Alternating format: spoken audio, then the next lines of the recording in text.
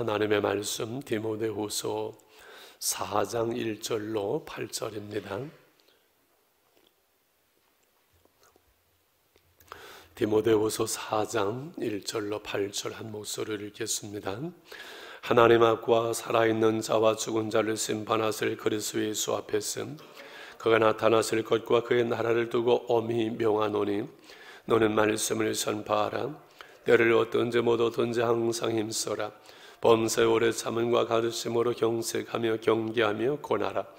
때가 이르니 사람이 바른 교훈을 받지 아니하며 귀가 가려워서 자기의 사욕을 따를 스승을 많이 두고 또 귀를 진리에 들이 교탄한 이야기를 따르리라. 그러나 너는 모든 일에 신중하며 고난을 받으며 전도자 일을 하며 직무를 다하라. 전자와 같이 볼수 부어지고 나의 떠날 시각이 가까웠도다. 나는 선한 싸움을 싸우고 나의 달려갈 길을 마치고 믿음을 지켰소니 이제 후로는 나를 위하여 의의 면류관이 예비되었으므로 줄곧 의로우신 재판장이 그날에 내게 주실 것이며 내게만 아니라 주의 나타나심을 사모하는 모든 자에게도니라. 아멘. 디모데후서 마지막 4장을 우리가 이제 보게 됩니다. 사랑하는 제자여, 또 영적 아들 디모데에게 마지막으로 감옥에서 중요한 그 말씀을 사도 바울은 주고 싶지요. 늘 권면하고 다정하게 말하던 바울은 오늘 강하게 엄히 명하노니 얼마나 중요한 말씀이면 그럴까요? 하나님 앞과 살아있는 자와 죽은 자를 심판하실 그리스도 예수 앞에서 그가 나타나실 것과 그의 나라를 두고 엄히 명하노니, 우리에게 엄하게 명령하는 이 말씀, 그것이 무엇인가요? 2절이지요. 너는 말씀을 전파하라. 너는 말씀을 전파하라. 때를 얻든지 못 얻든지 항상 힘써라. 범사에 오래 참음과 가르침으로 경색하며 경계하며 권하라. 이렇게 말씀하지요. 이 말씀을 전파하는 것, 복음을 전하는 것, 이것은 예수님의 또한 지상 명령이지요.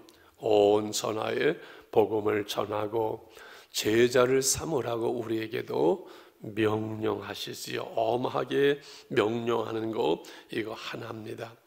그래서 우리는 늘 복음을 전하기를 원하고 또 복음을 전하는 것을 다 알고 있고 늘 부담도 느끼지요.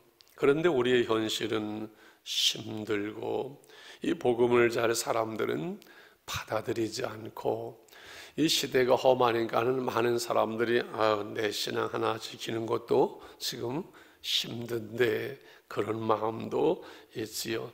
지금 누가 복음을 받아들이겠는가? 지금 때가 어느 때인데 복음 전한다고 믿겠는가? 이런 생각이 우리 가운데 있을 수가 있습니다. 그래서 뭐라고 말씀합니까? 때를 얻든지 못 얻든지 항상 힘쓰라.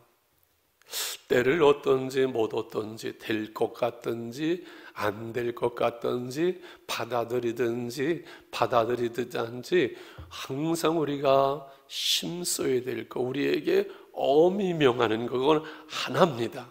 말씀을 전하라. 이 복음을 전하라. 그리고 오래 참고 가르치고 때로는 경책도 하고 경계도 하고 권하면서 하나님의 백성들을 바로 세워서 저들로 하나님의 나라를 살아가며 그 하나님의 나라를 위하여 복음을 전하고 일할 수 있는 일꾼으로 살게 하라. 이렇게 말씀을 하지요.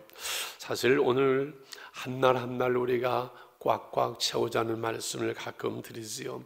하루하루를 후회함이 없는, 하루를 가득 채우는 삶을 살 때 우리 한 생애가 후회함이 없는 인생이 되어진다고 늘 말하는데, 오늘 하루만 잘 살고 오늘 하루만 후회함이 없이 가득가득 채우려면은 여러 가지가 필요하죠. 열심히 살아야 되고 하는데 기도의 삶이 모자라지 않을 때, 그렇지요.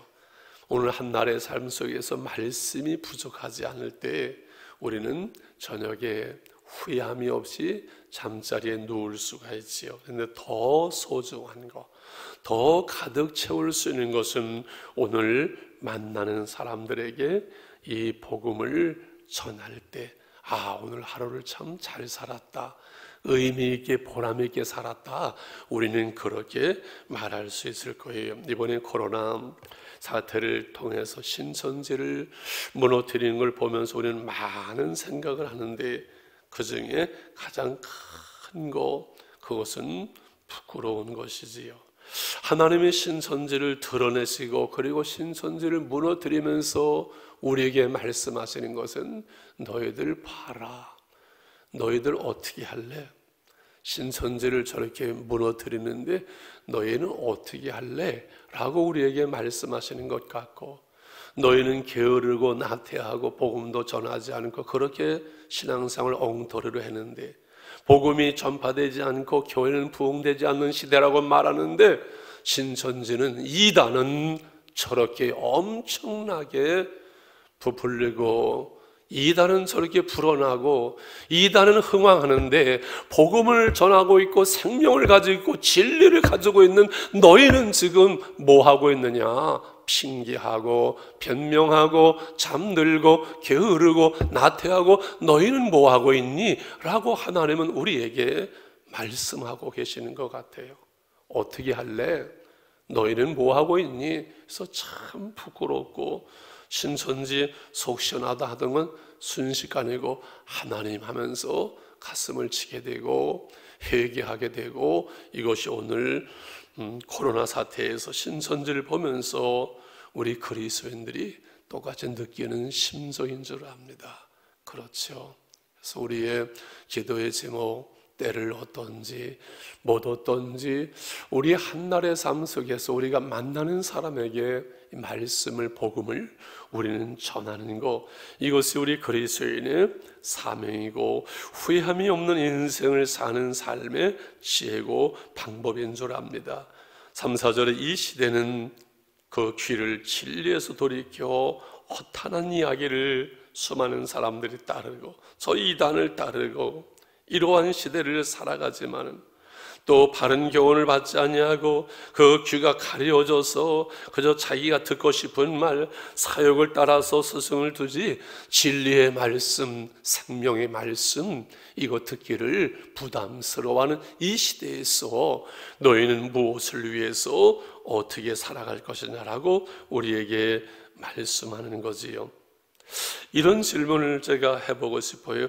왜 지금 이 어려운 시대를 하나님은 아시고 우리의 연약함을 아시는데, 이 힘든 시대 속에서 우리에게 너는 엄히 명하노니 말씀을 전하라고, 이 복음을 전하라고 우리를 힘들게 하실까? 그것은 하나님의 나라를 이루기 위해서죠. 우리가 말씀을 전하지 않으면, 복음을 전하지 않으면 이 땅 위에 하나님의 나라가 이루어지지 않기 때문에, 우리에게 이 복음을 명하셨기 때문에, 그리고 우리의 삶 속에 후회함이 없는 삶을 가득 채워주는 인생을, 한 번뿐인 우리의 생애를 후회함이 없는 인생을 살아가기 위해서 우리에게 이 복음을 천사들에게 맡기지 아니하고 이 말씀을 우리에게 맡겨주셨기 때문에 그렇지요.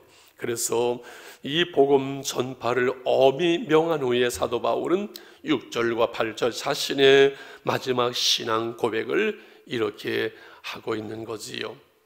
참 재미있고 의미 있는 것은, 자신의 한 생애를 돌아보면서 믿음의 길을, 복음 전파의 사명을 감당하는 그 인생길을 달려왔는데 세 가지로 이렇게 정리를 합니다.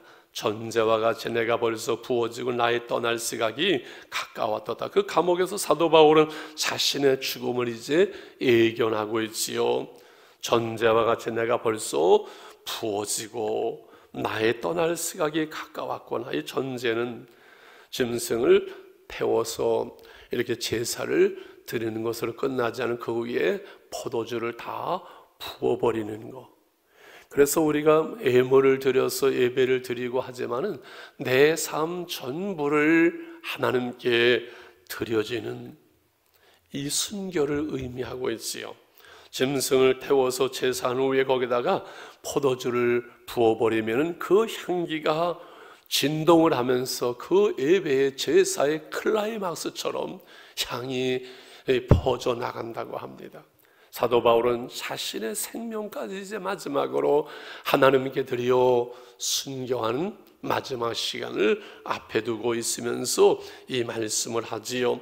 그러면서 나는 선한 싸움을 싸우고 나의 달려갈 길을 마치고 믿음을 지켰다. 선한 싸움, 영적 싸움의 승리를 사도 바울은 선언을 하지요. 그리고 달려갈 길을 다 마쳤다.